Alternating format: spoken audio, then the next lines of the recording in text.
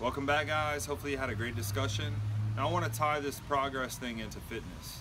One of the amazing things about CrossFit is that they've actually defined what fitness is. And what we look at it as, fitness is power output or ability to complete tasks throughout a wide range of different tasks, variety of tasks, and throughout different time domains, different workout lengths. So every time you write down a score, you're actually tracking your progress. There's actually a bunch of calculations we can do to tell you how much horsepower you're putting out in each workout, and that's how we've defined fitness. Because we've made it measurable, we've made it important to track. So every time you finish a workout, if you put your time, if you put your reps, if you put the weight you used or the distance you went, you're actually tracking your current level of fitness. If you get enough data, you can actually watch yourself improve as you continue. A lot of times we get disheartened, we get discouraged because we're not making improvement in the areas that we think we should be. But 9 times out of 10, we're making improvement in other areas, and because we're not paying attention to it, or if we're not paying attention to it, we might overlook that and get discouraged, all right? So it's important that we track our progress in the fitness domain.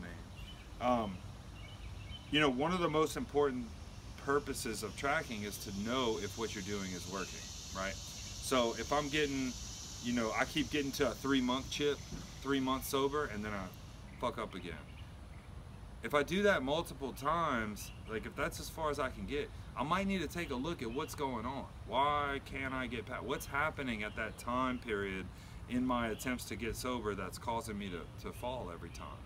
It gives us a way to evaluate, to look. In fitness, a lot of times it has to do with how we're eating, how we're sleeping, drinking enough water, and stress, all right?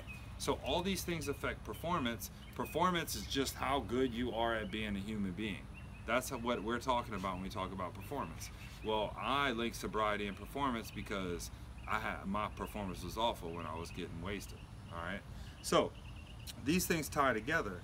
And really, sort of my experience with the Adderall thing I was talking about before, I kept an eye on my performance because I wanted to see if it affected it.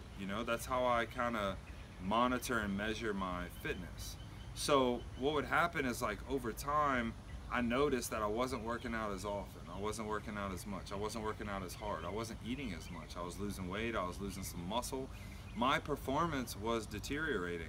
And then toward the end, when I started struggling with, was it an issue that I had to actually get sober from, then it started affecting me spiritually. And then the more my spirit was affected, the less power I had to eat well and to exercise and to be in the kind of spirit and mood of moving forward and progressing.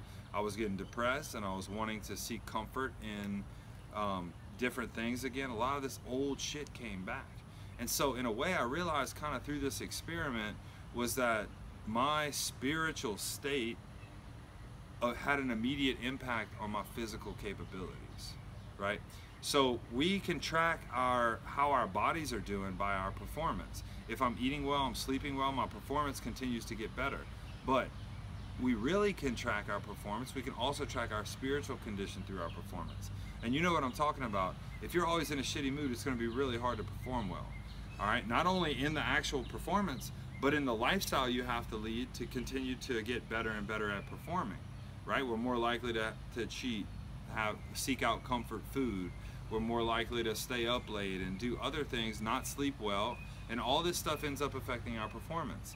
And so kind of my little experiment showed me that I can actually see kind of my spiritual condition in my workouts as well.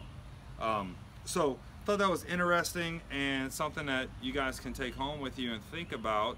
How does your spiritual condition affect your physical life? That's kind of what this whole thing is about. So for the workout today, if you've done the fit test before, you're redoing it, so you should be smashing your old score. Repeat it the same way you did it last time, then you can have an accurate measurement of how you're doing.